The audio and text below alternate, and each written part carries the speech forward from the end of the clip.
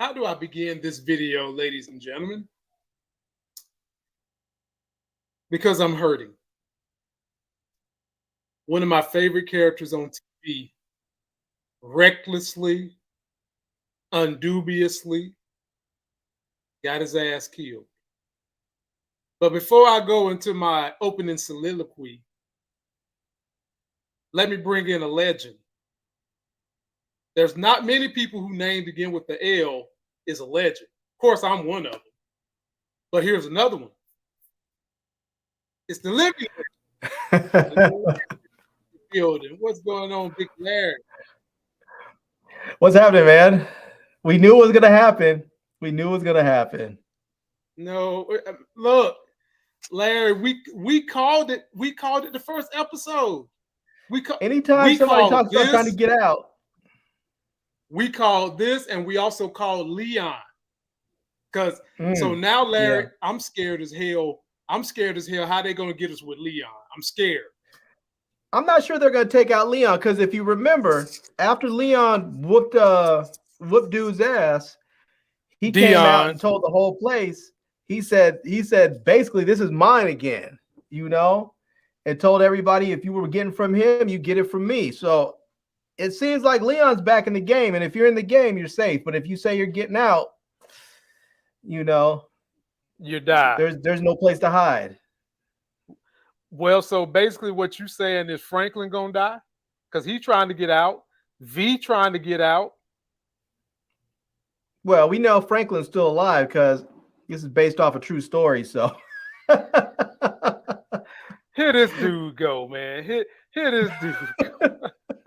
Here this dude go, man. Ladies and gentlemen, welcome to the show, my people. Shout out to all 75 of y'all within a minute joining us so that we can all have our own Jerome eulogy. Go through episode 6 of season 6, Snowfall. I'm Lamont Tyson. That's my co-partner, the living legend, Larry, who's saying black people, we kind of free-ish. It shouldn't be ish to it. It should be we free, but, you know, we working on that. We working on that. And shout as we get ready to... and the Dania, yeah, man.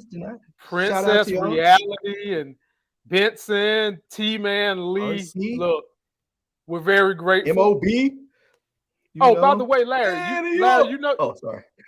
You know you could stream this on your channel, right? You know, I did see that. I saw the email come through, but I haven't tried it yet. So I figured, like, maybe before I try it, we ought to just get together and do like an offline test or something and see how it works. Moochie and Nita did it the other day. Oh, yeah? It worked great. Yeah, man. Go ahead and plug on in. Let me see here. Let me make sure I got my settings right. Because let's see here. Do I have it turned on? Let's see here. Yep. I got it turned on. Guests can stream to their own channel. So you should be able to go to your settings and go to wherever it says guests. And that should allow you to be able to stream it to your channel. So all your people that might not know you online right now, boom, they can jump on in. If I can. Oh, I stream this to your audience. All right, let's see if I can get this. Let me hit it to my today. I feel like. Let's see. All right. What do you have your title? I'm gonna make mine a little different so they don't get confused. My title is Season 6, Episode 6 Recap. How Louie get revenge. How will Louie get revenge? Even though that old Buster sucker don't need no revenge, but how will Louie get revenge? Mm-hmm. All right. And as he does that, I'm gonna call mine Snowfall Season 6, Episode 6, The Fall of Rome. Okay. Yeah, I like that. I like that. We got our first super chatter tonight. A man who needs to have his own YouTube channel. A man who is always welcome here is my big homie, DeMarcus Vaughn. He comes through with the $5 super chat. And ladies and gentlemen, make no mistake, we enjoy the $5 footlongs here. We take the 5, we take the 3, we take the 2. We enjoy whatever you want to give in the super chat because that lets us know we're on track with the content. He says, Louie will get revenge on Franklin by using the guys from Arkansas, and Veronique will be collateral damage. Veronique wants out, Larry. Veronique, not carrying that baby. Whoa. Holy shit, ladies and gentlemen. It's about to be wild up on this show tonight. Ladies and gentlemen, I done cleaned out all my theme music for the year, so let me just give him this. This will just make you smile. We've got a guest about to join us. Here we go. You'll laugh at this. Oh! Ladies and gentlemen, he's coming to the stage and he's not going to be kidding. It's the big brother, B. Avery from Just My Opinion Reviews. What's up? What's up? How y'all doing? Man, look at that baritone B. Hey, he always makes the channel better, y'all, because he gets to brings that voice like James Spader. And by the way, B. Avery, I don't know if you know, but you can stream this live to your channel so that your audience that don't know you're on with me can give it a try with you being on. So try and go ahead and hook on up. Larry's streaming. I want you to stream with your audience so you don't got to worry about posting this when we're done. Okay. Yeah, I heard y'all talking about that. Oh, yeah. Okay. I see the button up here. Yeah. Okay. We're going to have everybody trying to figure out which one to go watch. Somebody's going to watch on their TV. Someone's going to watch on their computer. Someone's going to watch on their smartphone. I'm going to have all three of us going at the same time. Okay. Yeah, let me. Oh, where'd you go, Lamont? Did he dropped this in and left his audience with us? Uh-oh. I guess I'm hosting the show now.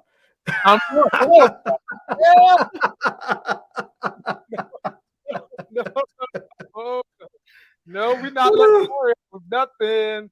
And let's see here. We've got Tom McCain. I don't know whose channel he's from, but I think that's with Larry. He's in the building. Lovely Lady Love representing Larry channel in the building. Shout out to big you ups, guys. big ups. Big ups. We're glad to have you. B. Avery, we're glad to have your presence in the building. We're thankful that you're here, my brother. Let's get on into it, man. I can't wait to hear what you guys got to say about this episode of Snowfall. Before we go, somebody wants to say good night. Come on over here. Come on over here. It's your Uncle Larry. Look at those smiles. Uncle B. Avery. You going to say hi? Say look hi. At those smiles. Yeah. I love it. She's got the mouse ears. Like she's ready to go to Disneyland, man. You need to take her to Disneyland. Well, you missed it the other day. She took my mic, took my headphones, and ran right on up out of here. Just like I'm running this channel. So let's get into it, fellas. I don't want to hold y'all all night. Life is busy. I want to just know from the very beginning. We're just going to start out from the jump. Larry, how did you feel about the episode overall? You don't have to give details because we're going to do that. Just how would you rate this episode overall? Man, I'll tell you, like the first 5 minutes of this episode, I just felt like it was so intense. Like it was just really, like they really set the tone. Like this is going to be not a fluff and stuff episode. This is going to be a real deal intense episode. And it was really good.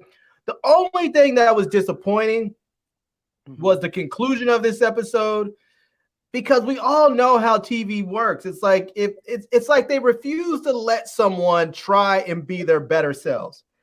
The moment that a bad person, someone who's been traditionally bad, decides they don't want to be bad anymore, they don't let them try and be good. They kill them. And that was the only disappointing thing about this episode, is that was just so utterly cliche and ridiculous. Okay, well, you know, I can give some insight to that, Larry, because I started my writing class last night with the Academy Award-winning Jill Chamberlain, and you know, I'll be able to riff about some of that stuff now. B. Avery, how did you feel about the overall episode? I loved it, man. I don't really have any complaints, really, but I'm sad as hell. But it's you know, it ended in a way that I guess I can, you know, respect in a way. But I was shocked. I was surprised. But you know, overall, I really enjoyed it. Gotcha. Once again, ladies and gentlemen, we all have a YouTube presences. I also do have an Instagram. There is an adjacent podcast that runs with my channel, and this will be up on the podcast 20 minutes later. I do have a budding TikTok, and both of my homies right here have some of the same things. Please subscribe to us both if you're not subscribed to our channels. And shout out to all our guests that are tuning in from Larry's channel and B. Avery's channel. B. Avery, I'm going to start with you on this with my brother as we deep dive, and then RIP to the big homie Jerome. Teddy is shook right now. Franklin knows exactly what buttons to push with this man, and he pushed them so much so, B. Avery, that Teddy's having to call the mother of his kids and tell her to get the fuck out of Dodge. So, B. Avery, what are your thoughts about the kind of things going on through Teddy's mind in regards to the other people in his life that he cares about? Well, it's interesting. You know, Franklin definitely did pull a chess move and flipped his world upside down. I mean, at one point in time, I'm just like, damn, Franklin has no money, no resources, no connections, nothing. Teddy got him by the balls. He got red dots all on his head, pointed at every organ. I mean, there's no way Franklin's gonna get out of this. And Franklin does what he did, which I think was incredibly stupid. Really? Yes, it was moronic. I mean, I just got to talk about that real quick. I love the finessing. You know, Veronique, and what is her name? Is it Clarissa? Is that the mother's name? Cassandra. I always messed it. Cassandra. Yeah. It was wonderful. They was able to kidnap this man without even knowing that he was kidnapped, and they had all of the leverage.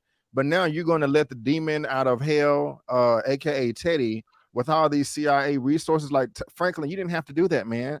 All you had to do is give him the phone, prove that your daddy here is here on the phone, and then you can, hey, Teddy, put the money back in my account in 24, 48 hours, or I'm gonna blow his head off, or drop the cash off here, or something.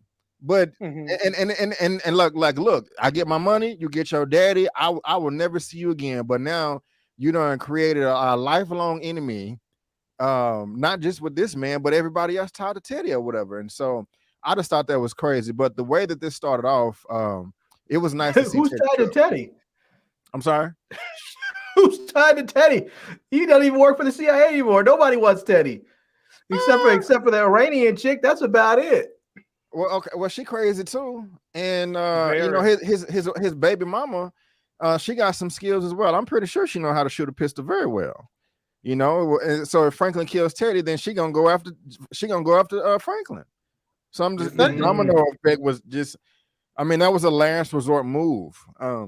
Yeah, but I'm loving. I'm loving seeing that Teddy shook right now, and it's nice that, you know, his world is as rattled as Franklin, and he's really, you know, even the playing field, you know. And so, but it's also good that his baby mama, she knows what's up. She's not completely oblivious, you know. She can take care of herself. I'm pretty sure, because she's an agent as well. So. But yeah, man, I'm liking the way this thing started off. And sorry, earlier, I was trying to create a thumbnail for my part. I see it's working great, so that's pretty dope. But yeah, man, yeah. Hey, look, no, it's free balling, baby. We don't get a chance to get DX together like this, my brother. So I mean, look, everybody just know on the inside, I'm a fan of these YouTubers that are on this thing. They my homies, but I'm a fan of them. And when we get together and I get to hear everybody's opinion, I'm thrilled to have them. Be sure to subscribe to everybody. And B. Avery, I'm gonna rebuttal to you when Larry go. What you got, B. Avery? Like you about to say? No, I was just gonna say it's nice because I'm looking on my subscription feed on the other screen and I can see both y'all's live streams. So that's pretty cool. So I like it. It's neat. Dope service for anyone trying to get into the YouTube game is StreamYard. Of course, we got links in description for you guys to try it out for free. So that you and your homies and your compadres can have panelists and you all can be streaming at the same time. So, Larry, how did you like the opening of a rattled and addled touchdown Teddy calling his baby mama 3 o'clock in the morning? That's that old, what are you going to do when you get that phone call 3 a.m. in the morning? You got to hit that nuclear button. He had to hit the nuclear button, Larry. Yeah, I mean, I agree with B on one end. I don't think that Franklin needed to kill his dad.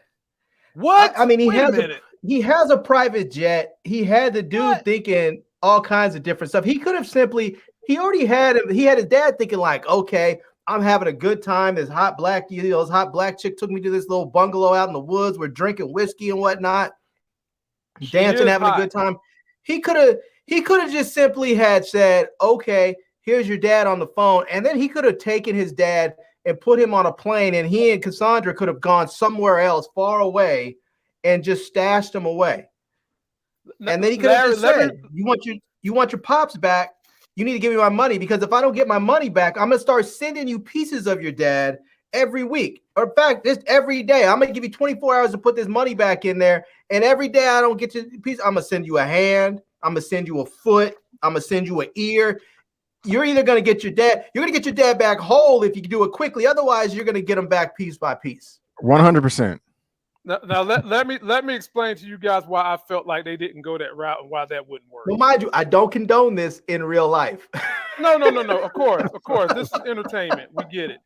But I feel like this wouldn't have had worked because Teddy really don't care about his daddy enough that just holding him hostage would have worked. And Teddy probably would have sat there and finagled Franklin until he killed his daddy anyway, because Teddy don't really care about his daddy. The reason why Teddy is behaving frantically, erratically, and almost in an obtuse manner right now is because he knows Franklin is not playing. So if he would have held the daddy hostage, I don't think that would have got a fire lit under Teddy's ass, because he really don't care about that dude that much. But the fact that Franklin killed him as an example of, I killed him and I know you don't care about him, but you damn sure can believe I'll come after the ones you really care about. I think that's why Franklin did it.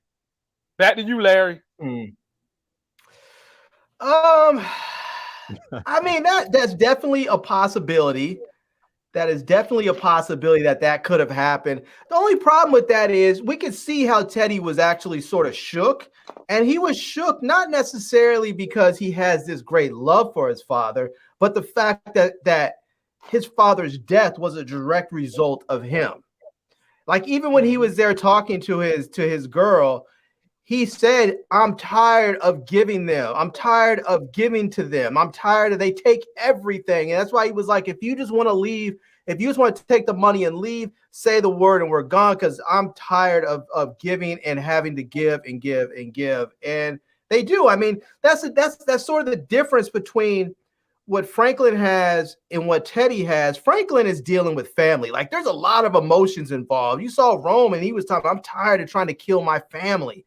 And then when push came to shove, when he heard about what they were going to do to, why am I blanking on her name? Louie? To Louie, he wasn't down with that. He was like, maybe if it was some other random chick, maybe it was even not Wanda, because now maybe probably not even Wanda, because that's his, his man's and them's girl. But if it had been somebody else, he might just walked away and let it happen. But he wasn't trying to let that happen to his family. And so I don't know, man. I think the whole thing that family is involved just really shook Teddy. That happened to him, and I really think that Teddy is just dealing with the government. His backup is the government, and they don't care about him. They have goals to be met, and you are a cog in the wheel. And if you can't get it done, then they cast you aside and somebody else gets it done. But when you deal with family, there's much more involved. And that's why he was able to call for backup and he was able to call Jerome and Leon and everybody else and get all their crew together and get past all that stuff so they can run up in there and get Louie. Yeah. Good point. Well said, fellas. Well said. Larry, you get first dibs on this one. I loved every minute of this, Larry, because I've been telling people I no longer talk about this woman's hairdo. I no longer pronounce her name Veronica.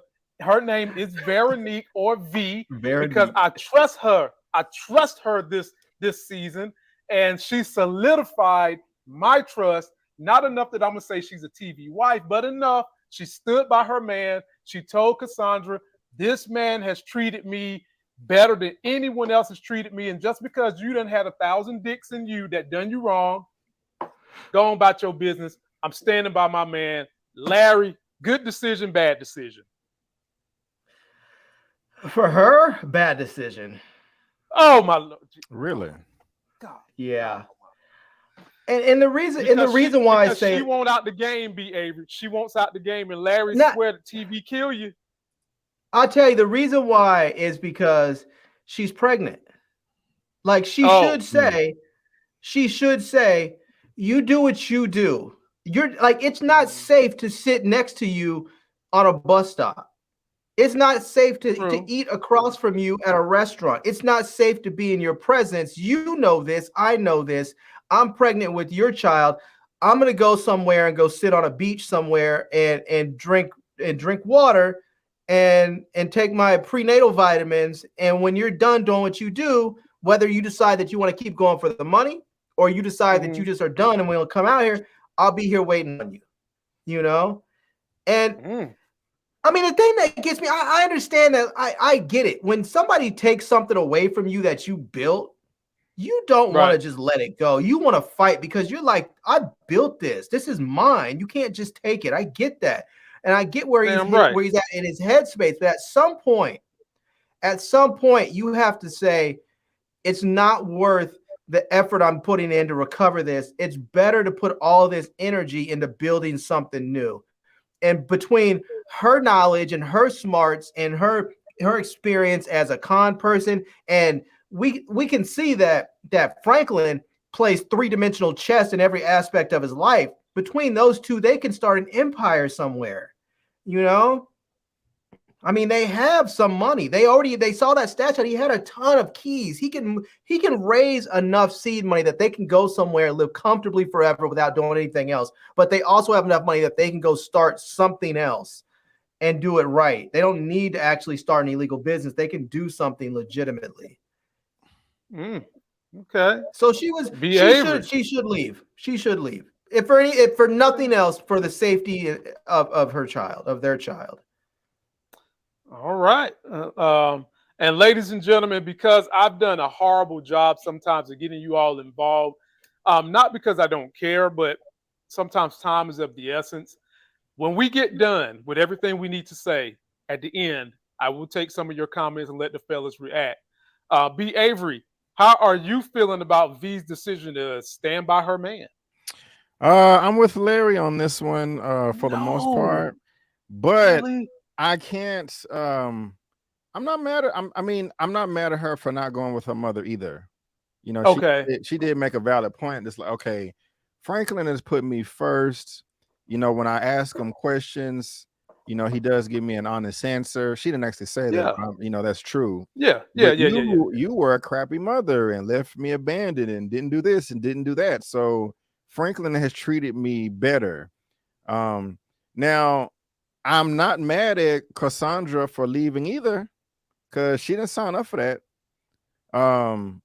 You know, she made a point. She was like, because Veronique was saying something like, you know, that's all you care about is the money. She's like, wait a minute, little girl, you called me and then I came. I was like, oh, got you there. Yeah, so she did. You know, so you can't. She signed up to do what she was doing to get the money, and she did exactly that. And you're just gonna randomly stab somebody in the neck? Like, I mean, she knew that you was gonna kill him eventually, but she didn't want to be there for that. So I'm not mad at either party, but like Larry makes a good point, the child is the most important thing, you know. Yeah, the baby. But the thing is, how much stuff has Cassandra seen in her life that when Franklin sliced his neck and dude was bleeding out, she didn't even seem like she had a look of panic on her face. She was just like, okay, well, I guess it's time to go. I mean, she looked a little panic. Do that, I would have been like, yo, what the? Well, yeah. I mean, yeah, she been. I mean, I don't mean this. She been around the block. She know what the deal is. You know, she done seen if she probably done murdered somebody herself. You know, or killed. I don't want to say murdered. She probably has killed someone before. You know, at least in self-defense. So you know, she's not stupid. Right. She called a body. Yeah. I mean, you let her tell the story. She's called about 1,000 bodies that have done her wrong or mistreated her in somehow, some way. Yeah. So. But Franklin tripping though. Yeah, Franklin's on one. He's definitely on one right now. Yeah. So one of y'all turned down y'all volume. That was me. Oh, okay. That's not me. I have my headphones on. Okay. You saying you can't hear me? No, I can hear you. No, we hear echo coming from your system. Oh, okay. But we good now. We good now. Yeah, no, you good. You good. We don't hear it now. You good. So This one's for you, B. Avery. We're going to start this one out with you. And this is when, ladies and gentlemen, if you're squeamish, or maybe you ate something that you really should not have ate, this is about to be the segment of the video where the butt cheek is going to start clamping, folks. I'm just going to keep it real because this episode got deep last night. So, B. Avery, you get first dibs on this. I enjoyed this character acting by this man that we're not going to get to see anymore. Of course, I'm talking about Uncle Rome. Here we go when he gave an impassioned speech, and you can hear his damn voice. I'm tired of this shit, Louie. I'm tired of it. Here we go. Uh-oh. My bad. That's the wrong one. Oops. Forgive me, y'all. Take your time. Where is it? Where is it? It's not that one. It's not that one. Okay, I think it's this one. Oh, goddamn, I'm telling you, I'm goddamn done. Done selling crack. I'm done getting shot at. I'm done trying to kill my goddamn family. Okay, fine. What the fuck am I supposed to do with that? Maybe you're supposed to acknowledge this shit is fucking insanity. You don't got no way to be happy. It's my goddamn fault for trying to fix you, but I'm goddamn done. Ain't my problem no more. I'm free of this shit. You don't mean this. It's really. What? B? Was she really? She was serious. She was serious. Like, you don't mean it. That man said, this is the realest thing I ever said to you. And for those of you that don't know, back in the old school days, when a man say that, that's just like somebody saying, I swear to God, I put that on everything I love. I put that on my baby. That's how they said it back in the day. That man meant this. And B. Avery, break down that scene, man. It was intense. Let me clarify. Just that scene or the one that follows as well? You can do the one that, for both of y'all can comment on this one and the one that follows. You sure? Yeah, absolutely. Okay. Yeah, she's a menace. She needs to go. She's a problem. I love I feel him 100%. I like the fact that, they said it verbally, and that's an interesting look on her face of, you effed up. I'm done. I done tried to fix you and all that. And even when later on, when he came back sober and saying that he was feeling better, she's extremely damaged. And if she would have left with Jerome that night, this brother would still be alive. But because she has some null void that she has to fill, it's costing her life and his life and their sanity. I mean, she talking about, hey, we got the money, the power, respect. Talking about, no, you. And they see you, but not me. But what about me? What about me? I mean, like, come on, man. That's you. Everybody needs therapy. She definitely does. I'm glad that he called her out. And this is a conversation they should have had, before they got married or whatever. Like, okay, like, what do you want out of life? You know what I'm saying? This is a perfect example of how you should not go into any type of serious relationship unless you're healed. And I mean, there's different levels to that. I mean, I'm not saying that you have to be perfect to go into a relationship. I'm not saying that, but Louie is seriously damaged here. I mean, we have been calling her out this entire show, every season, of like, man, you're a ticking time bomb. I mean, you cannot be happy. You have this, and this, and you still, it's not satisfying enough. She want to be seen that, look, there in life, there are some things that some women will never be able to do the things that men do, and there's some things that men will never be able to do what women do, and that's just how it is. And she seems like she has a hard time swallowing that pill, and Jerome is dead for it because they could be in Jamaica with their millions, but she's horrible. Wow. Larry, the floor is yours, but let me just give a point to what B. Avery's saying. Yes, ladies and gentlemen, he's saying that she's insecure. And she's been insecure since the time she was a little child. She never went and got that therapy to help her figure out how to find strength and security in just who she is. And now she tried to project that on Jerome. And Jerome has gotten to the point where he's tired of dealing with Louie. For the most part, Jerome has followed right in line with what Louie wants, even though he's the muscle. Even though when people, like she said, when people see them, Larry, they look at him as the leader. They look at him as the muscle, not her. And so with that background and backdrop, Larry, tell us what you was thinking when you saw this conversation between the two. It was chaotic. Oh man, I'll tell you, women are gonna hate me on this one, but I'm gonna keep it 100% real. This is one of those problems that we see with today's modern woman, is that they don't respect the power of femininity. They don't respect the power that they have as a woman. Instead, they want to have the power that men have. We have different powers because we are different people. We are different genders, and we should respect those different powers and those differences. And the world is at balance when we have them. Instead, she's upset because her ego's all out of whack. Oh, they see you. They give me enough time to give me a wink, but then they talk to you. They don't talk to me. Okay. But when they give you that money, when they hand over that money, they're paying you. You know, you guys built this thing, and she's up there just all fully engrossed in her ego, forgetting about everybody else and everything else. It's all about me, my ego. They don't look at me. They don't respect me, yada, yada, yada. It's like you've been able to finesse this whole thing and to build this organization with your intelligence and your connections. And she just, none of that matters to her. She wants to be the one that everybody's afraid of. But here's the thing. You can't walk into the middle of the projects and watch and fight and have a big gladiator battle and win and walk out. That's not going to happen for you. Jerome can do that. That's why when people go into a situation, where it's possibly going to turn ugly and violent, they're looking at him. Because he's there, he's the muscle. But if you have to go sit down and talk about the business aspect of it, they're talking to her. We all have different roles to play. In this game.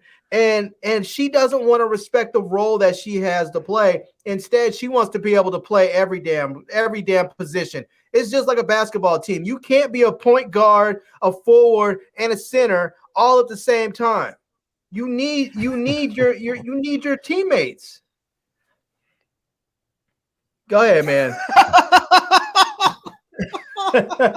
He's tickled. What about Magic Johnson and LeBron James? I do recall a game where Magic Johnson played point guard. He stepped in for Kareem Abdul-Jabbar and played center, and he played forward. I guess, but not at the same time. Johnson. But she's definitely not that. But you can't do all of that at the same time. You still need your other four teammates on the court at the same time. And she wants to be everything, everywhere, all at once. She's not winning any Oscars.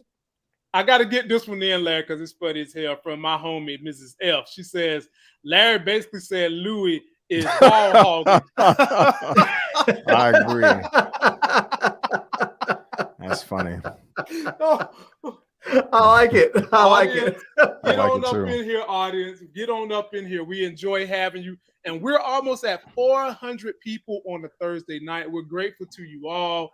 And before we go, ladies and gentlemen, a man whose name got 12 syllables in it, but it's one name, okay? A man who goes to a gas station and the car ain't got no gas in it, and they say, fuck it, we're going to give you the gas for free because of your name. Ladies and gentlemen, boys and girls, coming to our stage now. His name is One Take Big Dog. Say it in one syllable. One syllable. Look at that. What I'm sounding like. I'm good. You good. We good. Yeah. Oh, yes, man. Ladies and gentlemen, we've got DX in the building. The whole squad is finally back. Y'all haven't seen us all together since Peacemaker. It's been that long. Yeah, it's been a minute. Wow. Yeah, man. It's lovely. I love the energy. Crazy. And so now that we've got the big homie in, we want to get his thoughts, and then we'll catch him up.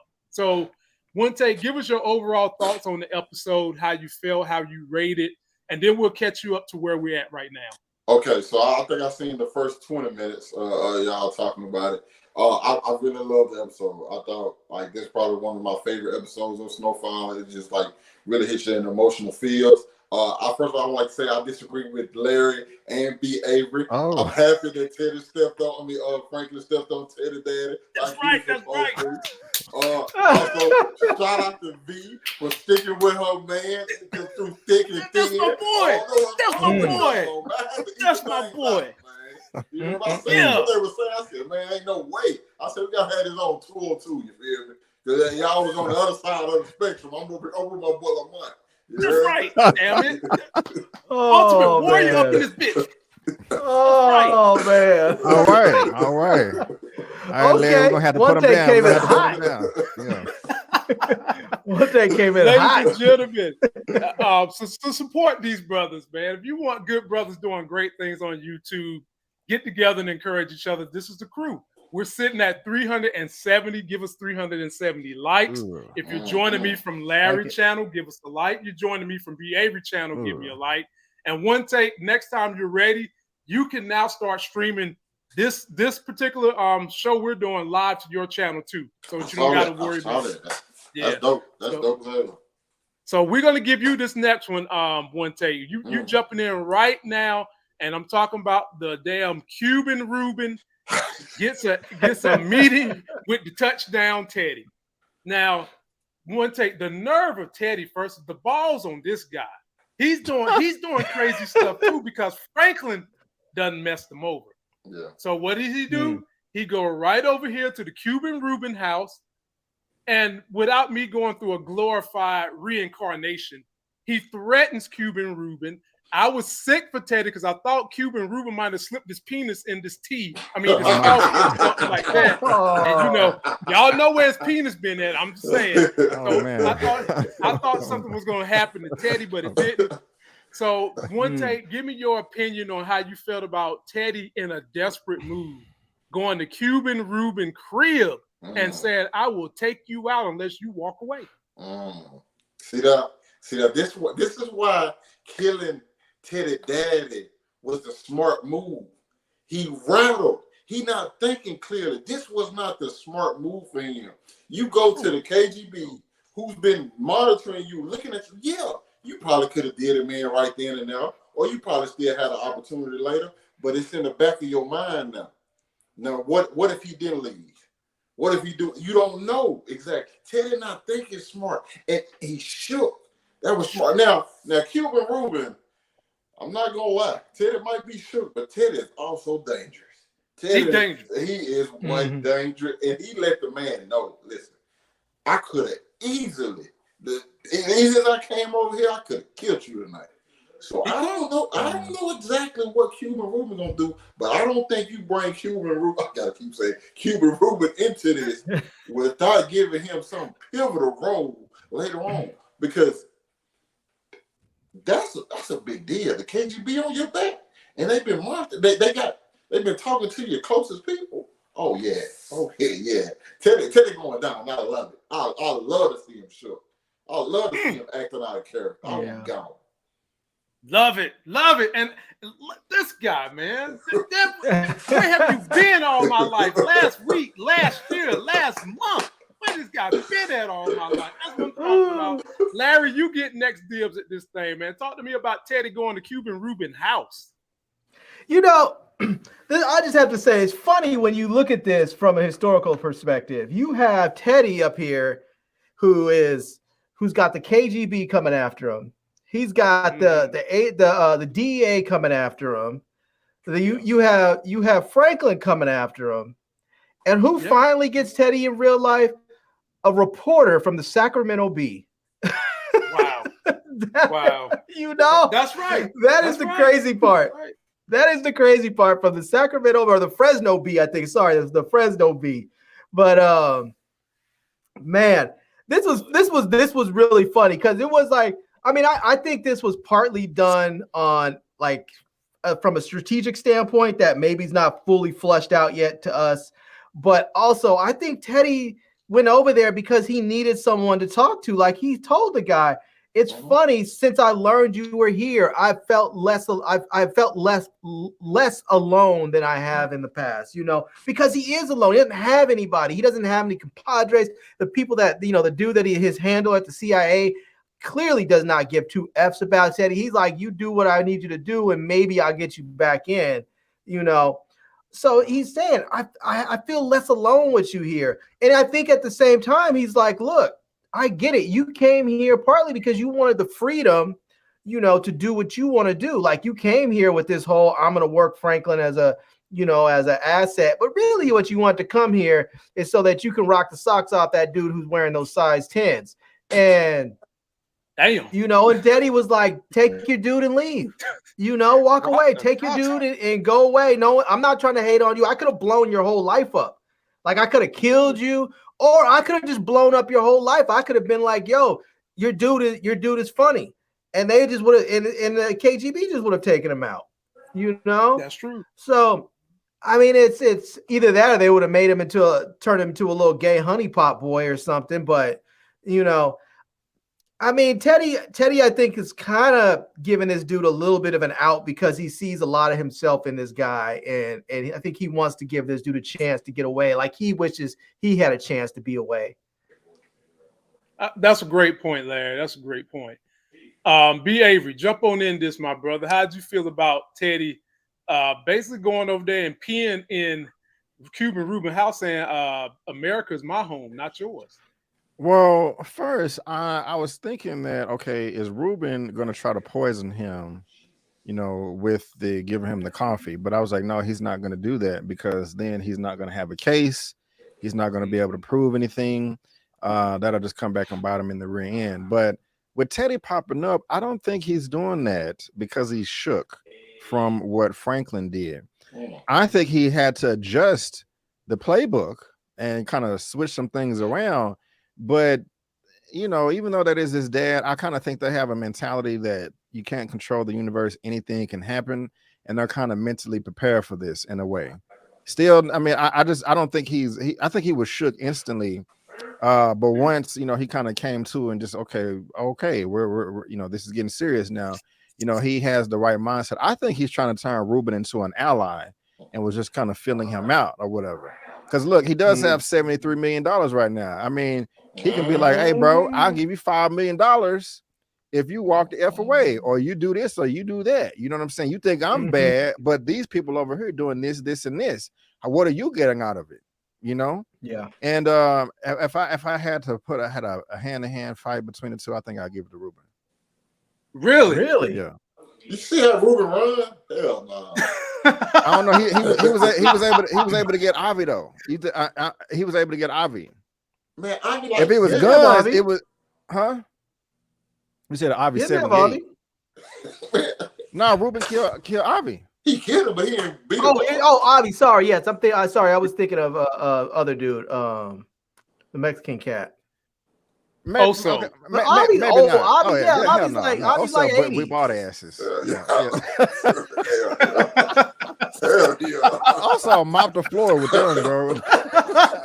I want to see that. Whoa, we got 4 episodes. It may happen though, realistically. Yeah, but I do think though that Teddy may be trying to turn Ruben into an ally, and he kind of just trying to fill him out. You know what I'm saying? He's like, let me just see what this dude head at. You know, so I got that feel a little bit, behavior like he kind of wants him to be an ally, and he didn't offer. I was waiting for him to offer him some money. He never really done that. He offered him his life, but he didn't offer him any money.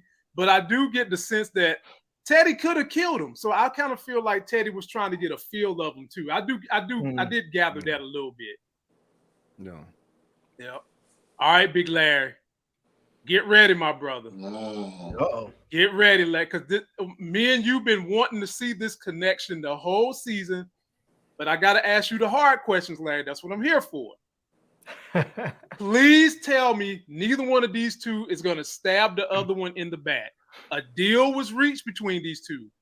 And I felt like Oso came to Franklin because, look, kind of similar to the way Teddy went to Cuban Ruben, Oso is in a heap of trouble. DEA, got a poker up his butt. Teddy got a poker up his butt. And then there's another organization with a poker up his butt. Franklin, his homie, he's being chased by really Cuban Ruben, Teddy, drug cartels, and all kinds of shit. So in the midst of their chaos, they decide to make chaos together. But the question here, Larry, is will they be able to trust each other from now to the rest of this show?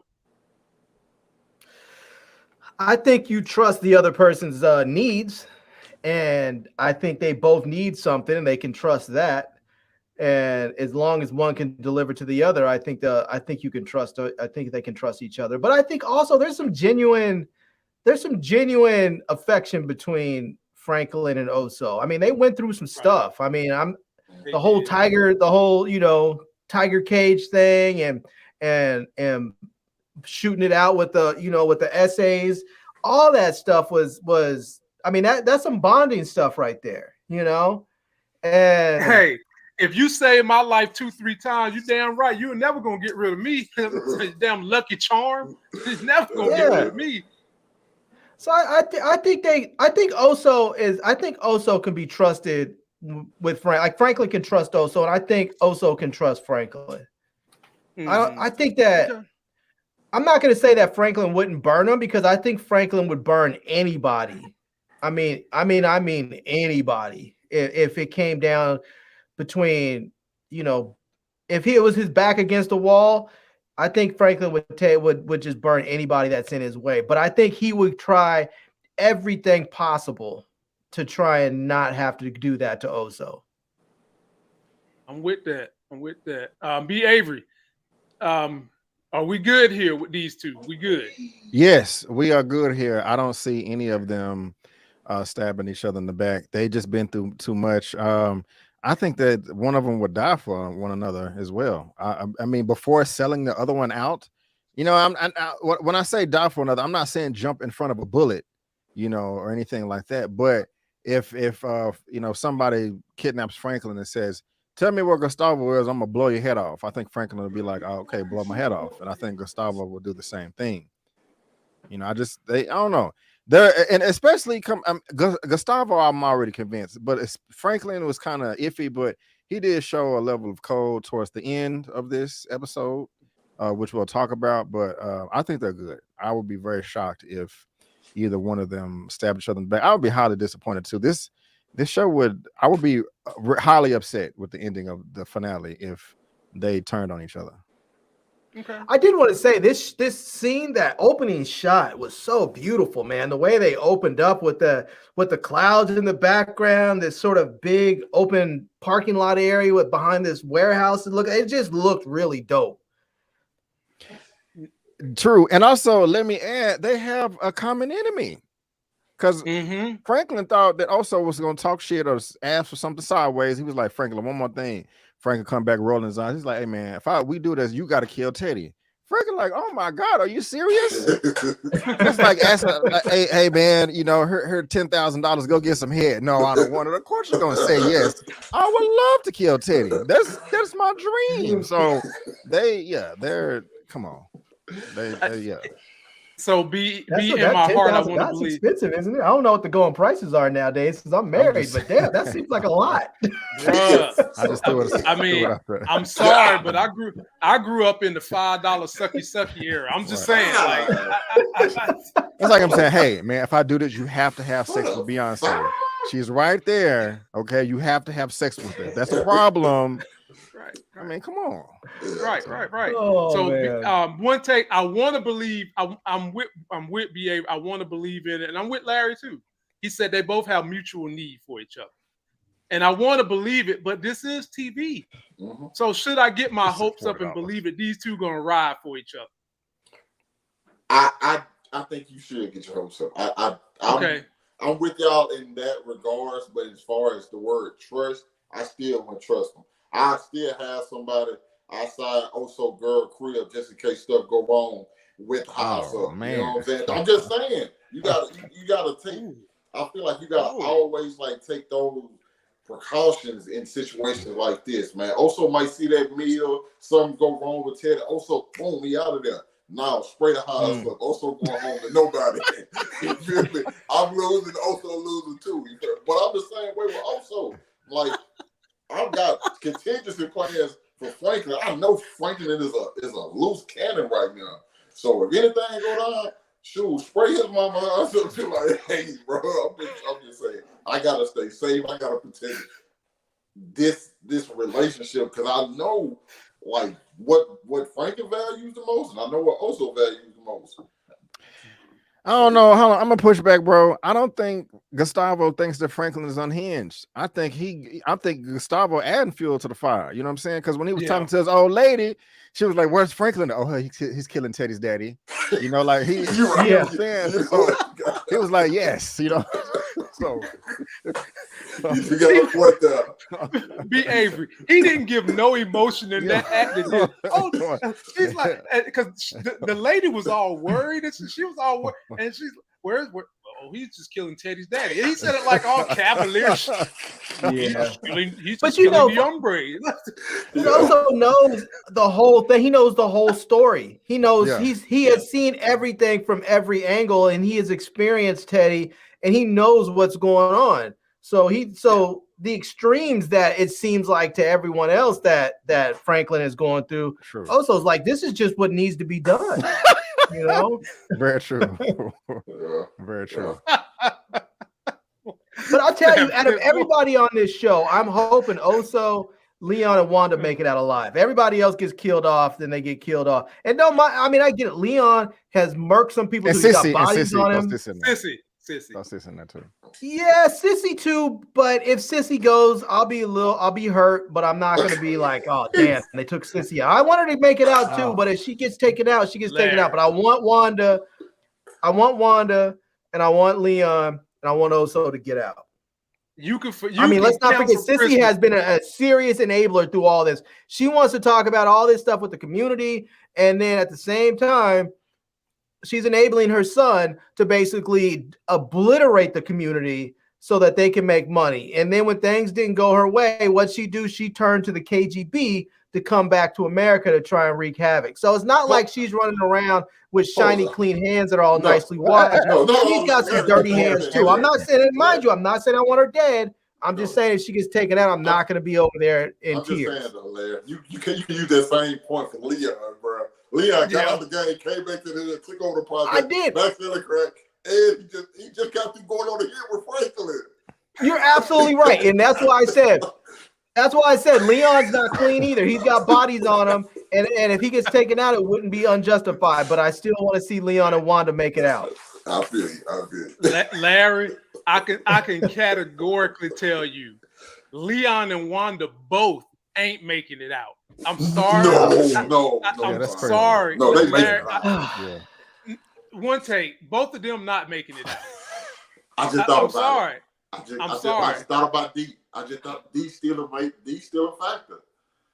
Yeah. D still a factor. I'll tell you what they should do. They should take Leon and Franklin should get together, and they should tell Veronique and Wanda, you guys, go ahead, take the plane, fly yourself to Africa, and then send the plane back. And they can sit over there and they can go eat their fresh fruit and chill out and get their hair braided like they did before and just kick it and be there and be safe until all this situation gets set up, gets straightened out. Because why do you want to have your girlfriend, your wife now, who's got a drug problem have her with all this stress, and have your wife who's pregnant under all this stress in the middle of a violent war that people are trying to kill you every time? Why even have them there? They better pick up send them away. You got a point. You got a point, man. It's like half these brothers don't have passports. They're not going to go looking for her. Half of them probably never been more than 10 blocks away from their neighborhood. Yeah, well, one thing I didn't cover that I think is a good point of reference, when Franklin met up with Leon, Wanda, and Sissy, they was in the hood in Franklin's crib. Leon's crib. And Franklin wanted to take his mama out of there. She was like, no, this is basically as good a place you can go. I actually agree with that because Teddy ain't about to come to the hood and try to start no war. The police ain't about to come to the hood and try to start. We have one dissenter. Let's let the dissenter. I yield the floor to you, dissenter. Here's my only thing. Franklin's not the only person at war. Leon is too. That's true. They know exactly where Leon stay. If D come through with some oozes, he's shooting in the house while Sissy in there washing dishes or folding clothes.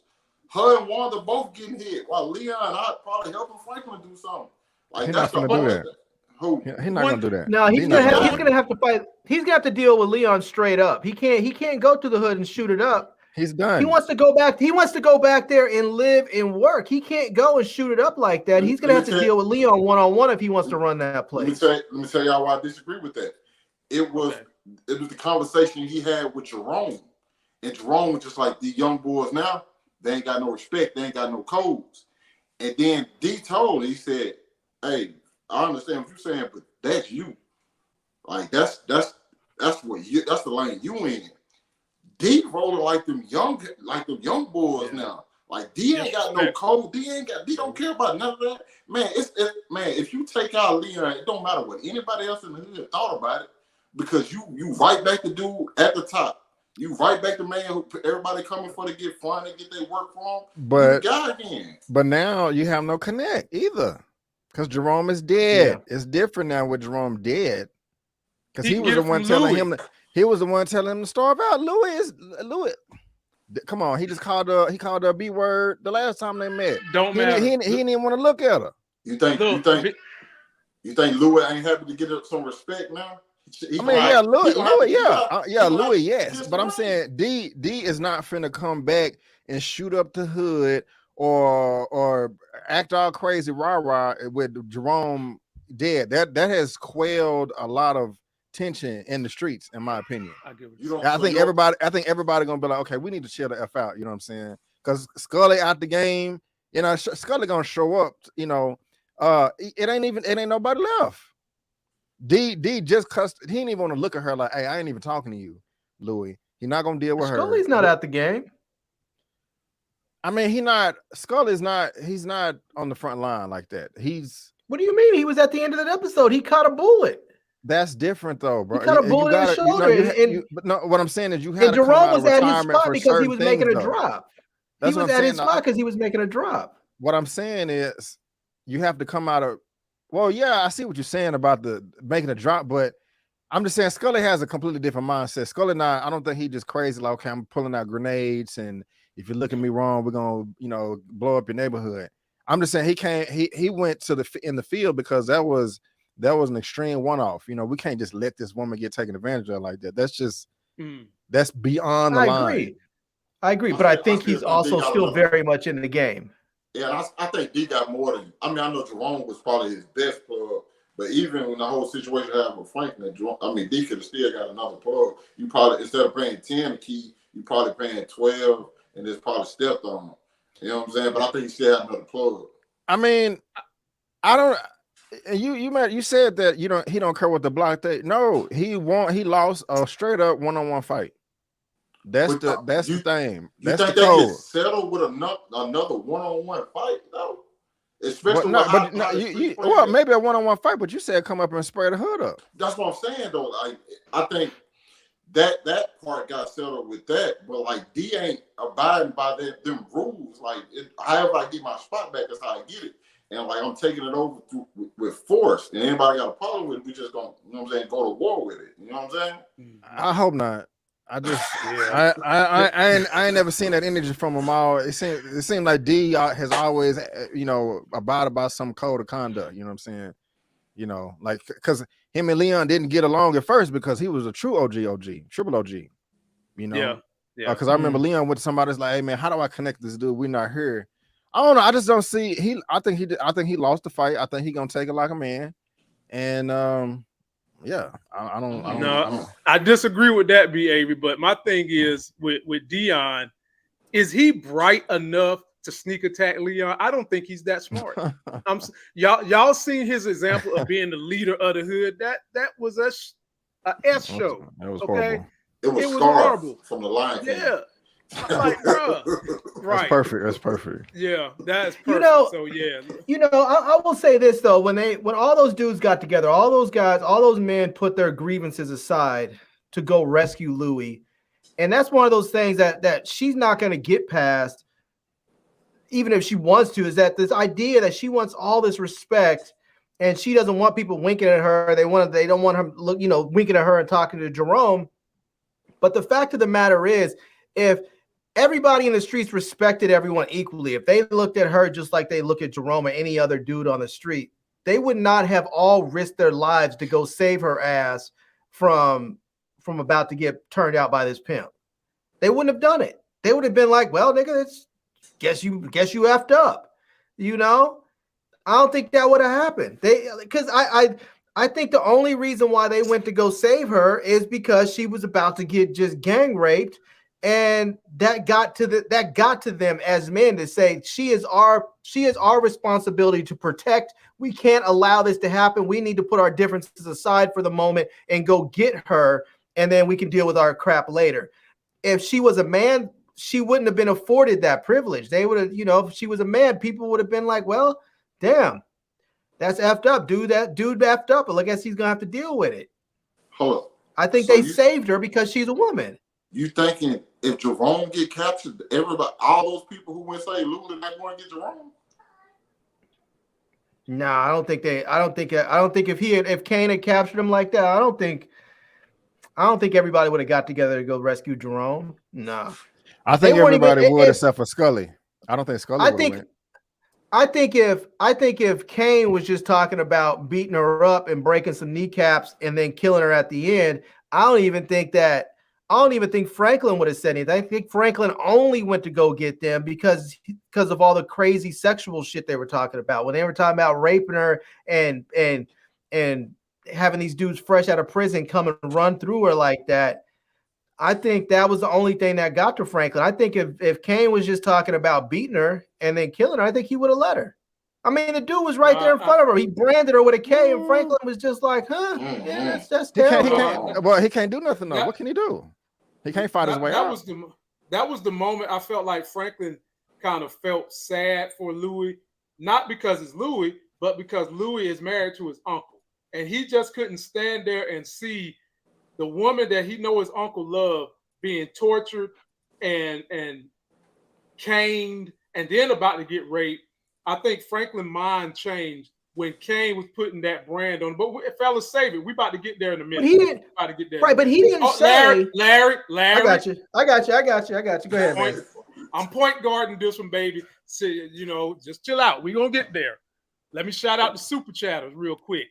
We've got that girl in the building. She says Scully will be the last dealer standing. I hope not. I hope not. I hope your premonition don't come true. And then I would be sad. Sharna Lewis said, I enjoy your channel, but I don't catch your lives enough. Well, all you got to do is get up here, my friend, and come chat with us. We almost at 500 people on a Thursday night in this chat. I like it. That's a new record. That's a new Thursday night record. Thursday night record now. The old record was 450, and we've already eclipsed that. So let's get this conversation back into the good. Be sure to subscribe to everybody's channel. We all have social media outside of YouTube. We've got Instagram. We've got Twitters. There's a podcast that comes along with us, and we all do have TikTok channels, ladies and gentlemen. Come check us out now. Come check us out. Let's see how long TikTok's gonna be around. It's gonna be around, Larry. Don't even sweat it. It's gonna be around. It's probably gonna be the ownership gonna change, but it's gonna be around. So this was a point of no return moment, and I'm gonna give it to you, B. Avery. I'm gonna give you this one because I'm sitting here saying to myself, all this heat is in the street, okay, and you want to take your ass and go barebacking on a horse, okay. You really think you about to go to the Kentucky Derby and win something, okay? So B. Avery, the horse throws her butt when the gunshot starts shooting, and the horse just said, "Oh, F you, I'm saving my skin." She's on the floor, and that's when she gets abducted by Kane's people. Talk to me about why is you out here even doing this, Louie? Your man done left you. Was this your way of stressing? This was her emotional pony, I'm assuming. Yeah, it wasn't the smartest decision. She also gave her gun up. Now, I don't know how hard or easy it is to ride a horseback, with a pistol in your waist. I can imagine it's quite difficult. Okay, I've never done it before. Remember the Wild West dudes? They used to ride. They used to have like 3-4 guns just riding off. This is Just true. riding all over This the is place. true. Yeah. I'm tripping. So I don't know why she did that, but yeah, it's just her being silly. I mean, if at all, why now would you tell your guards to stand back? You know, I would want them to be on horses right behind me, you know, but that's just me. You got the money for it. So yeah, she's on the ego trip, man. Because a dude just left. They should be on the plane, or they should be landing right now in Jamaica, but she want to be at the horse place. Exactly. You right. And I don't know if y'all stood next to a horse. They don't warn you when they about to drop a poop. Okay, you just see they tail do one of these numbers and bloop bloop. Your foot's covered in smush. Okay, bloop one take, bloop bloop. One take. What did you think about this? This was not a smart decision. Nah, it wasn't. But I think they've been at war for a couple of weeks now, and I think this is probably her comfort place. You know, everybody got their one place they go to. Me, I'm gonna go to the movies. You know what I'm saying? I could be at war. I'm gonna go to the movie. Think about it. It was weird that she, you know, gave up her gun. I'm just like, why would you? There's no, like it's a cowboy type thing. Like you just said, like there's no way you're giving up your gun. If I'm in a war, they're not even just like in the beat. They're in a whole war. Like it's everywhere with me. It's in the bathroom with me. It's in church with me. It's everywhere I go. So her giving it up and then telling the people to stay back. I think she wanted a moment for herself, you know what I'm saying? Especially after like her and Jerome just had that conversation, and he's probably about to leave. She probably just need to like just be her with her horse, just riding, just trying to like zone out. But once again, it's like you're in the middle of a war. You really have no time for anything like that. You got to always like be on point, you know. And then I'm pretty sure she's probably been here a few times since like the whole war started, and she probably thought she was in the good. Like she got comfortable and got caught lacking, and you know. Damn, God. Larry, the floor is yours. Now, Larry, did Franklin tell Kane that she'd be coming here to the horse stables? I believe so. That was a couple episodes back, I believe. I think he had mentioned it that she rides. She ride all right. Oh. Nah, wasn't it Buckley that gave up that information? No, I'm was sure. It Buckley? I don't know. That don't make sense. Remember when Franklin was talking to Kane like, I know you gotta know something, and the TV was on in the background with the horse. I think. Okay. I think that's what it was. Yeah. That's right. Okay, no doubt. Floor is yours, Larry. Yeah.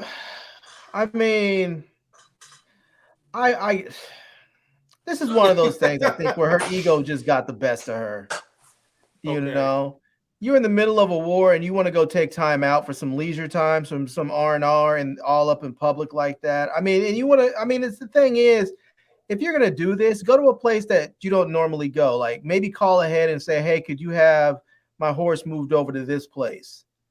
And then go to a different ranch to go ride, because you're going to go back to the same place. I mean, that's just like if everybody knows that you like to go to this fancy French restaurant to go eat dinner, and you haven't been there for a few weeks because you know that you've been at war, and you decide, well, it's 3 weeks, I'm tired, I need to go get myself some escargot or something. So you roll up in there. I mean, it's Larry just dumb. got expensive taste. You know, my man said escargot. My cargo 160 swiftly. It's just dumb. Like she shouldn't have gone there. She knew. she just knew that. She knew it was just ego and hubris. It's just she got what was coming to her for making such a stupid decision. Wow. Boy, ladies and gentlemen, we almost in the home stretch now, and this is when this show it really got turned up. It's about to get serious now. So I have another video we're going to play.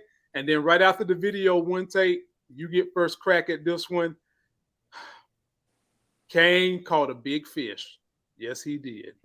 And that big fish was Queen Louie, and he was beating the snot out of her, literally. He beat the vomit out of this woman.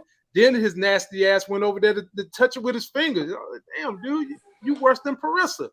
But ladies and gentlemen, take a look at this, and then we'll let one take go first. Means how we protect our livelihood. Damn it. See, look at Franklin.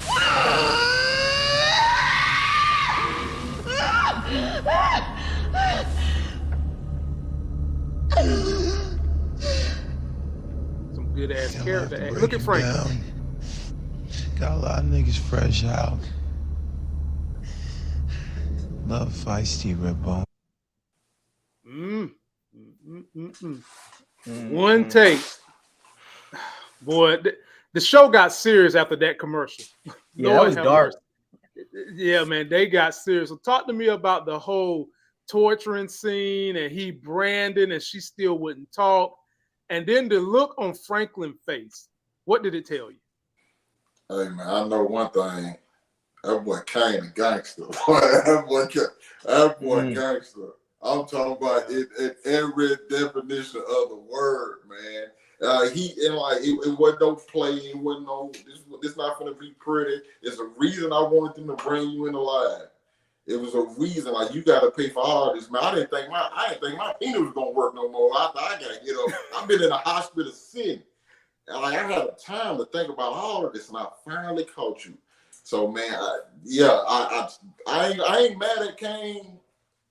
I don't condone what he did, but at the same time, based on like who his character is, I think it fit. You know what I'm saying? It's the life that they in, and like certain things happen, and that like, and as far as Franklin goes, I almost thought Franklin had pretty much lost everything he had for Louie. Like the look on his now, I don't care. Me personally, I know the look on his face when he saw that happening to Louie. I don't think it would have mattered who it was. Seeing a person like forcefully get branded, that makes just about anybody uncomfortable, dog. Like just sitting there hearing the screaming, yeah, this is somebody you've known for a while and had like a close relationship with.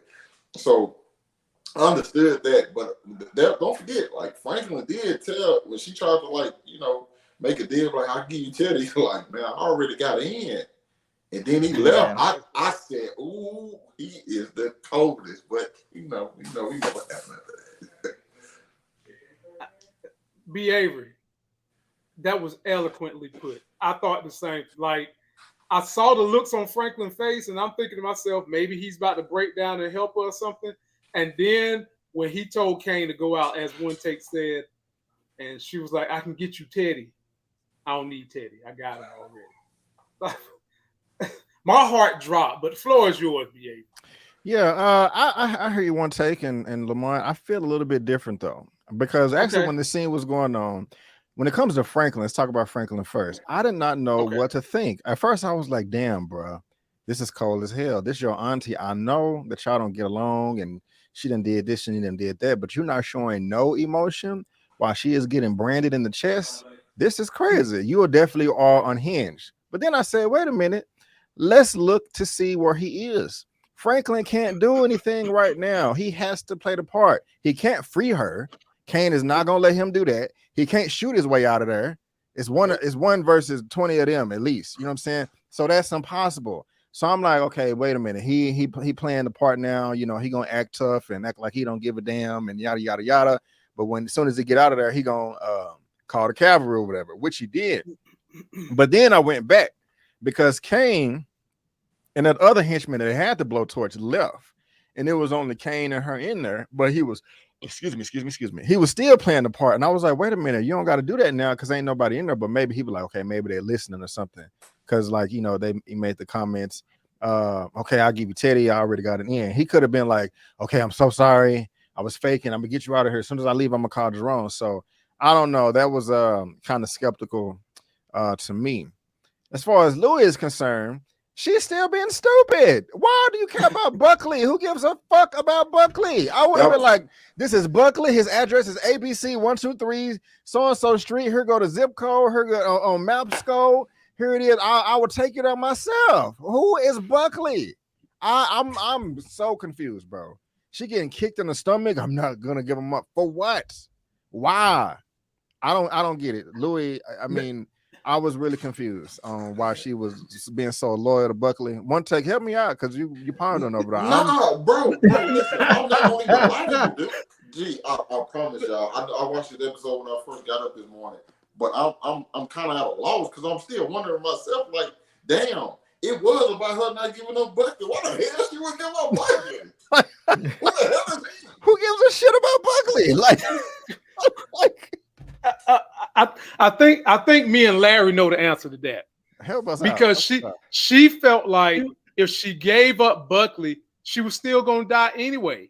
So the only thing keeping her alive and facing that torture, or buying some time, so to speak, is the fact that she didn't give up Buckley. Do y'all really think that if she gave up Buckley, Kane was going to let her walk out of there? I would have took my chances. Yeah. I would have took my chance. Before I get branded, this is Social Security number. Anyway, mom mistake. I would have took my and now, if that was anybody else in the crew, I wouldn't have gave it up. But Buckley? The crack baby. The crack baby. I call him the cockroach cop. He looked just like a damn cockroach. Larry, and they even had a shot of him in his car smoking some crack. Man. Yep. Oh, he gonna think. He gonna think he's supposed to get with Louie now. Wow. He low down. I'll say this: Louie wants to play this game, and for the longest time, she was always able to play the puppet master and move pieces around. Have Jerome, kill people here and there for her. She didn't have to get her hands dirty like that, and she was up there just a couple scenes before talking about how she wanted the respect. She didn't want people looking and just winking at her. She wanted the same respect that Jerome got. Well, this is what happens. You get your ass tied to a chair and the living hell beat out of you. You want that? You want to deal with what comes with that. This is it. Wow. This is it. I mean, it's unfortunate, but this is what happens. You get, if you want to put yourself in that role, then you have to deal with the consequences. And she's dealing with the consequences now. Wow. I don't feel bad for her. She's got all the blood that's on everybody else's hands and on her hands too. Just because she didn't pull that trigger doesn't mean anything. That little girl that got killed was on her. All the people that are drugged up and out of control and got killed out in Arkansas, whatever, from her making that expansion deal that wasn't supposed to be made. All that's on her. All the people that were guarding her warehouses that got shot up because she went behind Franklin's back and ended up having to go to war. All that's on her.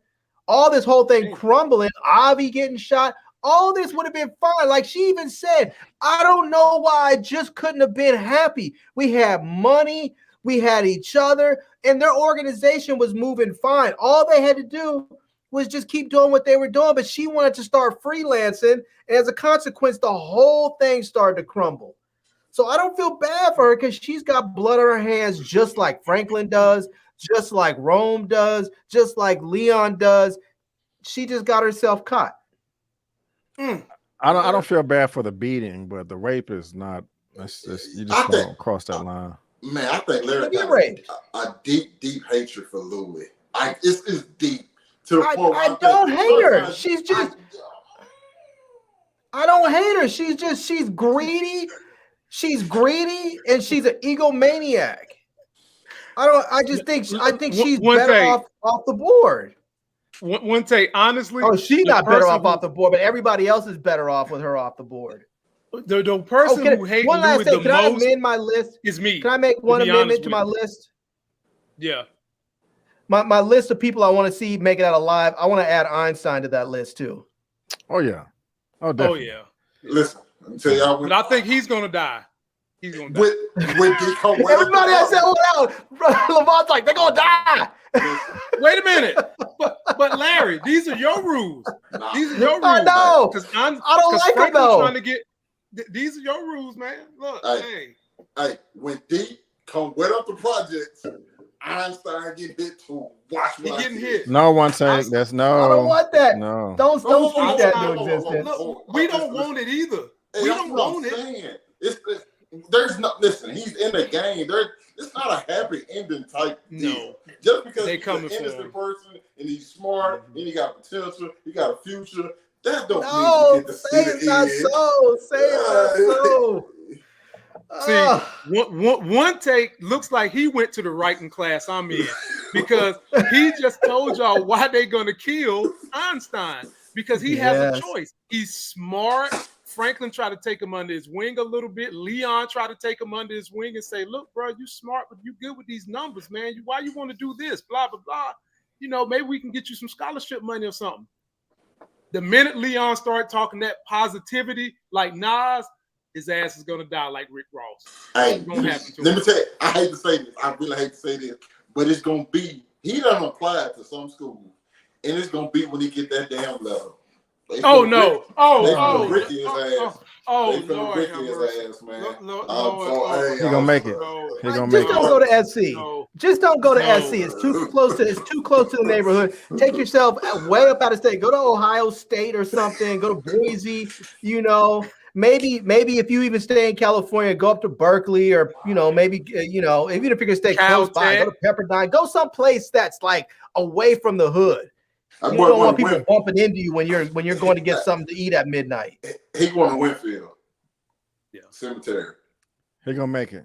All right. I don't know, man. We got another super chatter, my people. This is a long time subscriber to all of our channels. It's Princess Reality. She says Franklin felt bad, but knew they would kill them both if he showed it, and wouldn't be able to save her. Yeah, he knew it. Franklin knew it. He knew it the whole time. And now, B. Avery, get ready, brother. You next, and this one right here, this one gonna be heavy, my brother. I'm just gonna warn you. So, Kane decides he's gonna go get these jailhouse rock niggas to see if they can get Louie to talk. And the main jailhouse rock nigga looked like he came from Snoop Dogg's house of haircuts. Okay, he got hair just like Snoop way back in the day. And let me show you what went down, my people, because it was about to be some mess. But the cavalry came in like the A-team, and they prevented it. Take them motherfucking clothes off before I had to do it for you, bitch. I'd rather take a fucking bullet. They were facing her boys. With me. Somebody sprinkle a rubber on me. I ain't trying to catch that die slow. Kane still in there? No, he did. Nah, his lady paged me. I'm gonna let Kane know you here. B. Avery, this nigga looked like Die Slow already. he looked like Die Slow. Talking about he ain't trying to catch her Die Slow. Nigga. Somebody sprinkle rubber on me. I want to know, what kind of relationship does he have with the man working under him? Because if they're putting a condom on this dude, man, that's the lowest of the low right there. But right. Also, man, what do you do for a living? I put a condom on a pimp. You know, what kind of job is that? Well, I was gonna say, like, one thing is it should like hurt people, because I like that she called him out, like, oh, wait a minute, I see them scars on your chest. You've been turning tricks before you can probably get a hard on yourself, and that sucks. I hate that he had to go through that, but he's still disgusting, and he looks disgusting. I'm glad that all of these men died. I'm glad that he got a shotgun to the chest through the door from Jerome. And if any male out there watching this now or in 50 million years in the future, raping women or having sex with them, coming onto them, molesting them against their own will is disgusting. And you are the slime of the earth if you partake in such diabolical activities. This was a very uncomfortable scene for me. Beyond the earth, because you said 50 million years in the future, so it might be that we might be on some other planet. So it doesn't matter where you are. And the only way you do it to men too, same difference. Right. Now look at this though. Now y'all may think I'm weird or something like that, but I have seen in some type of movies or television. I think it was some Russian antagonist bad guy, and what she would do with the people that she captured, if it was men, she would have dogs rape the men. And I think it was also in one episode of Black Mirror where they kidnapped some guy and they made a pig or a hog rape him in the born, and they recorded it. And that was like, hey, you either do what we say or we're going to upload this video to the internet of a hog raping you, and he did it. You know, now if somebody comes after my family, if somebody comes after my family, and then I would do that as payback. Like if somebody kidnaps and rapes my wife, I'll get a dog or a horse and lock you in a room with them or something like that. But other than that, it's that's gross. You know. What the? Yeah. Be Avery. We just went off the road. I think Jennifer know what I'm talking about. Wow. Yeah. Y'all, we were just riding, we were just cruising. Yeah. You're completely off the rails. I got so many questions about that. I feel like I'm on topic. I feel like I'm right on topic. He is completely on top because on this channel, any parallel you can draw can go as long as it's up for debate. This applies. Yeah, it applies, baby. It applies. So Avery was like the dogs went from humping to really pumping these dudes in the butt. Yes. That was on some. It was some show in the past 10 years. I'm about to join Lamont. I'm serious. They didn't show it. No, they didn't show it, but it was some type of movie or television show. I mean, this has happened more than once in television. You've never seen that story point where I don't need that kind of cinema in my life. Man, what is that show? Y'all help me on the comment. Yeah, Jennifer, it's a Black Mirror episode. You see, put a comment up. She know what I'm talking about. Okay. I got you, Jen. I got you, Jen. Yeah. I got you. And in this episode, they kidnapped someone in a barn and they knocked him out. And they drugged him or knocked him out, and they had a giant, like 500-pound hog rape him, and they recorded. Now they didn't show it on the show, but that was the story was. And he woke up, and they was like, "Hey, so we kidnapped you, we knocked you out, you passed out, and while you was asleep, here's a video of a hog raping you." And of course, he's mortified. They was like, either push the policy through or do this, or we're gonna upload it to the internet. And yeah, I'm thinking of a different Black Mirror episode. Because the one I'm thinking of was when like the politician dude got his daughter kidnapped, and they said you have to have sex with this pig on camera, and then everybody was in their house waiting for him to have sex with his pig, and they just so happened to drop his daughter off while he was doing that. So he never even had to do it. But listen, that's why I don't watch Black Mirror like that. So and Kirsten McCoy got the comment too. So to make it circle back around, let's say that Louie, a woman, raped my child, my son or my daughter. If Louie did that, then I will go and get a hog or a dog and have them take care of Louie. It's payback. That's the only time it's excusable. Or you could just kill her. You could do that too. You could just kill her. Or not enough for me. Okay. So if B Avery want real street justice, you can take that same hot ass crowbar that Kane was using to put a K on her chest. You can take that crowbar and put it up her butt crack. Nope. Tyler said, "Just walk away." What has happened to this? What happened? We have the wrong. This applies. See, she know what I'm talking about too. I ain't weird, you know. There's something wrong with our voice of reason in this conversation. We're Something's really wrong. Thank you, Tyra. Tyra, thank you for the super chat. Thank you, Tyra. Thank you for being able to super chat, my sister. And by the way, Tyra does a great YouTube channel, and she oftentimes partners with B Avery and his brand of craziness. If you want one time that was crazy, man. Hey man! Wow! Hey man! I do not piss me off. I'm letting everybody in the chat know. Everybody on YouTube, do not piss me off. He going to the extreme. Don't come after mine. My goodness gracious! Rock walls, whatever he can find, man. Just stay away. Hey, one take. Remind me never to go to the state fair with B Avery. Oh damn! That's new meaning to your ass. Fuck. I'm not going nowhere with animals with B Avery ever. Man. Oh my god. Boy, Bill. Oh my lord. Man, my stomach hurting, man. I did abs today. They said he had play, bro. Don't play with his, dog. Oh man. Wow. Okay. Well, fellas, the next one. God.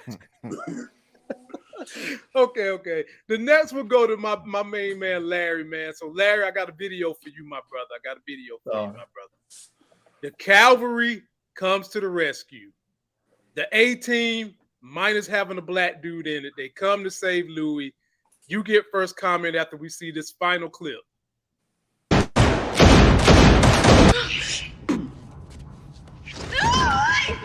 Wait, no, Jerome. No, stop. No, Jerome. Baby, wake up. Don't leave me. Jerome, get up. No, wake up. Don't leave me. Get up. Get up.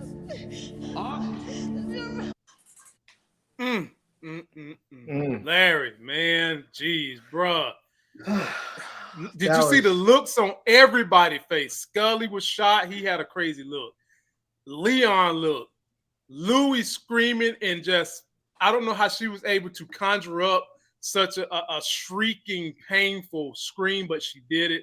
And then just Franklin sitting back saying, and shedding a tear. Larry, man, floor is yours, man. That's some heavy stuff right there, bro. That's heavy.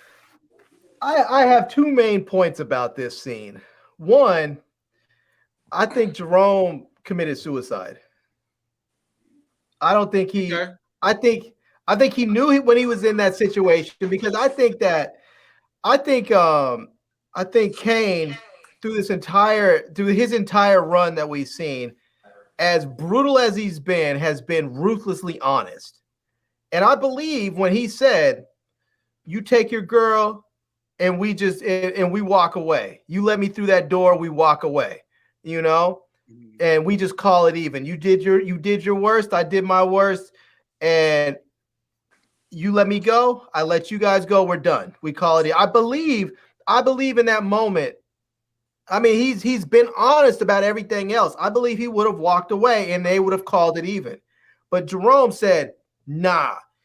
I think he wanted to die. He already wanted out the game. He was talking about going to Jamaica. I think he recognized that he's never going to get away from this stuff. As long as he has Louie in his life and all this crap in his life, he's never going to get away from the chaos. And I think he figured either I'm going to die in this moment or she's going to die in this moment. And either way, I'm going to be free of it. And so I think in one sense, I think he just committed suicide, because he could have just said, okay, cool, be out. Because like they've been talking about this whole thing about these OGs having a code. He knows that. He knows Kane is an OG. He knows he has a code. He knows that if he agreed to it, he would have walked out, but he didn't. And even if he shot him, what was he gonna do? You had Scully, Leon, and Franklin right there. If he would have shot Jerome, they all would have lit him up. And so I think he just committed suicide. But here's my other point. I think Franklin should have killed. I think he should have killed Louie right there. As soon as Jerome was dead, there was no need for Louie to exist anymore. He should have put a bullet in their head. Jesus and Christ. He should have been done with it. He should have just walked over and just said, "Blow, done." What's the point of trying to save her if you just gonna kill her in the end? Because he wasn't trying to save Louie. He was trying to do this for his uncle. He was trying to save Louie for Jerome. Jerome's dead. There's no need for Louie to exist anymore. That defeats the whole purpose of y'all going through Jerome and everybody going through all of that. No, I get what he's saying. He's saying, yeah, Jerome's dead. He said Franklin wasn't saving Louie to save Louie. He was saving Louie for Unc. You kill her. You immediately spit on what your uncle was trying to do. Immediately spit on it. Your uncle's dead. You're not spitting on anything. He's dead. Yeah. Depends on how she behaves. I'm with one take. You're not spitting on it. He's dead. He chose his path. He decided in that moment he wanted to die. So you're not spitting on anything. He decided to leave his wife in that moment. He decided to say nah and pull the trigger and start shooting it out. So what's Kane shot first? Kane shot first. Nah, he said whoever shot first. He could have agreed to let everybody walk away and be done, but he said nah. and then started firing. So the point is, he knew what he was getting into. But my point still remains is that once he's dead, there's no reason for Louie to continue to exist on this plane. Franklin should have taken her off the board right there. I'm not killing her after that. He should have taken her off the board. I'm gonna come to you one tape, but let me shout out one of the livest audiences in all YouTube right now, fellas. We crossed another milestone: 510 people in one Thursday night. Wow, they love the DX black version. They love the black version of DX. I got to get this band back together another time. And before I head to you one take, I got another super chat from Podcast. He says, "I think Louie is talking to Teddy in the upcoming episode. I believe she's attempting to set up Teddy by blaming Franklin for everything." Well, she gonna blame Franklin anyway. And I think that my theory might come out where Sissy's gonna have to be the one to give Louie the hot one. The fact that Jerome is dead makes me believe that that's gonna happen even more. But back to you one take. What did you think about this ending of episode 6 and how Jerome went out, and should Franklin have went on ahead and shot Louie in the head? Where you at with all this? I wholeheartedly disagree with him shooting her, especially after that. Now that was a situation. I don't care what Kane tell me, man. We just killed your people. You just branded my old lady. I ain't put my gun down. I don't care who behind me, whatever. It's a standoff. And he pushed Louie out the way and started shooting at Jerome. Of course, Jerome gonna shoot back. I mean, it was a situation. Jerome knew what he was getting into, going over there to say, Louie, I can make it out, or I might. You know what I'm saying? No matter what, I'm trying to go get my, you know what I'm saying, my old lady that I love and whatnot. Also, something I just gotta mention. I think somebody probably should have reminded Scully that he was shot, because I still to this day don't think Scully knew he was shot. Scully was just on there chilling, whole bullet hole in it. He was chilling the entire time. Maybe he was on some of the drugs he been putting. He was on the mushrooms. I don't know, but Scully was straight. Scully's on some other level. Man, he's on a different level. I'm looking like, ain't that in your heart? But cool, whatever. But that whole got to get that bullet out your heart. That when Louie on the ground, right? Get that bullet out your heart. Yo, when Louie was on the ground and screaming, even when you just played it, like it gives you chills, because like that was some great acting. And then I love how they did with Franklin. It was just like you get no response, you just sit on. And Leon in disbelief is just like, man, I'm still in this. Like, why? What the fuck am I doing, bro? I'm still in this. And then Franklin in disbelief, he shed that, you know, that long tear, just like, damn, bro, what have we done? Like, this is what Jerome was talking about the entire time. At the beginning of the episode, this is what Jerome was talking about. And then, unfortunately, this is how it ended for him. Before he got a chance to get away, go off and do something else, live a better life, stop selling Christ to all these people. It just caught up to him. You know what I'm saying? Dang. It's sad though, but man, that was shout out. I seen your video earlier, Lamont. Shout out to Amin, Joseph. Yeah, fantastic, just fantastic work. Yeah, man. And Damson up there channeling Denzel again with his one tear, like from Glory. You know, Larry, that wasn't nothing but spit he put on his finger and went like this. Don't do that, Mike. Don't do that. No, I'm just playing. Like, B. Avery, you get the last word on this whole thing, and I'll say this to one take. Yeah, I met Amin and I met Angela, and I love them both. When I tell you these people are cool, they actually let me sit down with them, eat. Like, I mean, they cool as hell, man. Like, for real. So when I'm critiquing them for their acting, I keep wanting to call them by their real names because they made me feel that ingratiated to meeting them. And we wasn't even talking about Snowfall. I mean, we didn't even get a chance to talk about Snowfall. But they are like that, people. So Angela Lewis, who plays Louie, and Amin Joseph, who plays in real life, these two, or at least the time I met them, were two of the coolest MFers you're going to meet. And it's hard for me to talk shit about Louie, but I mean, she's the dragon bitch up here, so I mean, it is what even though I love you, Angela Lewis, B. Avery, you closing, baby. You closing us out. Talk to me about this ending scene. Yeah, I will say this, addressing Larry first. When you first said that Jerome committed suicide, I was like, what the hell? That don't make no sense at all. But he kept going. I was like, actually, that's a decent point. Yeah. I didn't really look at it that way. That, you know, I don't think he did, but you know, that's not too far fetched. You know, it could be an out. Yeah, it could definitely be an out for him. It's like suicide by cop, but suicide by gangster. And I don't know.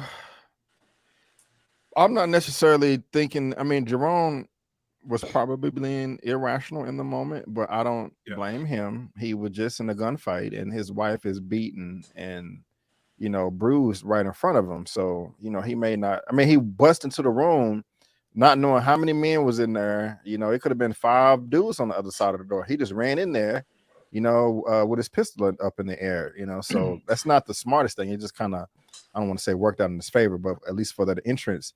But I don't think when I say all that being irrational, I don't think he was just thinking clearly enough to accept Kane's offer to say, okay, hey, you can have her, let's walk away, you know, live to fight another day. I don't think that he was in that right mindset to make that logical decision, because that would have been the smartest thing to do. But you know, he didn't do that or whatever. I mean, he wasn't thinking straight. He could have waited for Leon and Franklin to come in there, but you know, because they had the upper hand. But like all of y'all said, man, well, going even back, the acting was great across the board. Yeah. Even when Louie was addressing Jerome in the house when he was sober, you know, he didn't say anything. It was just nothing but facial expressions and mannerisms and him shifting his weight and rocking back in his floor, squinting his eyes, you know, breathing heavily. And it was so convincing, like, you evil, ignorant little girl, you know what I'm saying? Like, I can give you $1 billion and you will complain because of some quarters, you know, type of thing. And she kept responding with me. It was never about them. It was never about the us factor. It was always me. Yeah. And I liked how each of them played it. I mean, even though I don't like Louie, she acted her butt off. You know, Leon, like you said, was like, man, what am I doing here? Nodding his head. And Franklin sitting in the chair, you know, crying. You know, because at one point I was like, do you really not care about Jerome? Because in episode 2, when he pointed the gun in his face at the end in the diner, I was like, man, you know, he really don't give a damn about him anymore, but he clearly does. And, you know, it was a great performance to show that. So it sucks, man. But Louie, this is your fault. Louie, this is your fault. Ladies out there, don't be like Louie. And if you're, and the thing about it is, I like that they addressed that it's not her fault, you know, because it's not Louie's fault. But at some point in time, you do have to realize that you could be a cancer and you have to try to seek help in some way. And she never did that. I know they didn't have better help in the 80s, but still, you know, this is all her fault in a way. Wow. Wow. Ladies and gentlemen, I don't think we can do any much more damage tonight. I think we've taken this show upside, downside, in between, and broke it down. Great show, fellas. You guys, when you guys get together, man, you know something special is going to happen. You took my channel to a record for a Thursday night. I appreciate each and every one of you for making this happen, because you guys are so great. You guys deliver such outstanding content. You give such great explanations for when we are talking about these different points of the show.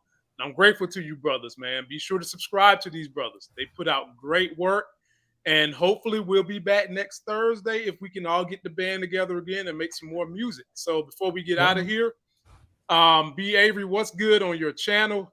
Do some shouts out. What's good?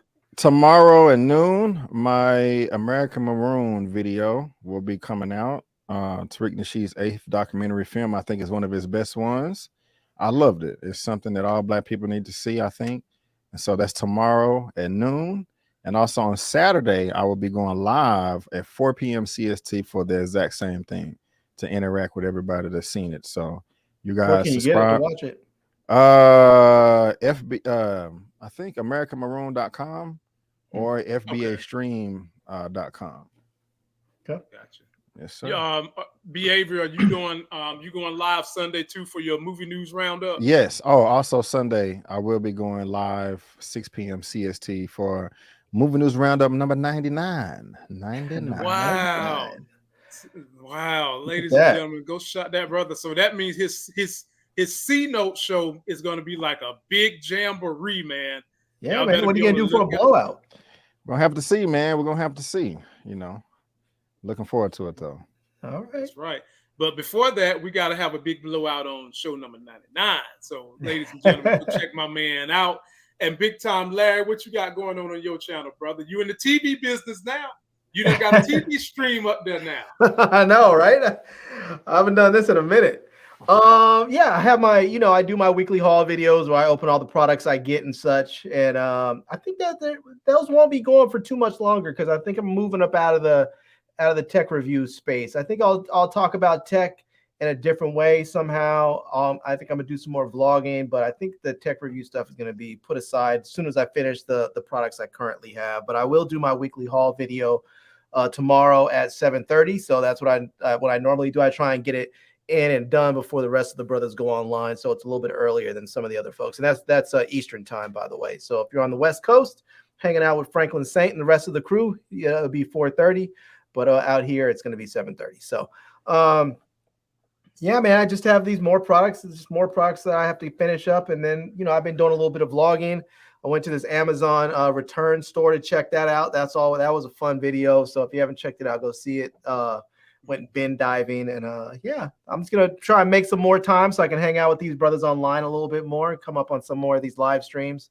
So I was trying to keep my head down for a little while and do my thing, but I'm gonna pop my head back up and get back to work and do some more work with you all. Yeah, well, we appreciate that, my brother. And ladies and gentlemen, I will not be going live Saturday night for Power. That's going to be tomorrow night, 9 p.m. Eastern. And I will try to get the trailer breakdown for episode 3 up before we go live so you guys kind of have a small idea of what I'm thinking. So come back tomorrow at 9 p.m. and just keep your alerts on to see when I drop that Power episode 3 trailer breakdown before we do the review on episode 2. I'm Lamont. The brother down there on the bottom is B. Avery, just my opinion reviews. The brother up top is Larry. Today I feel like we out. Until that next Sexy as Hell video, we'll see you. Peace.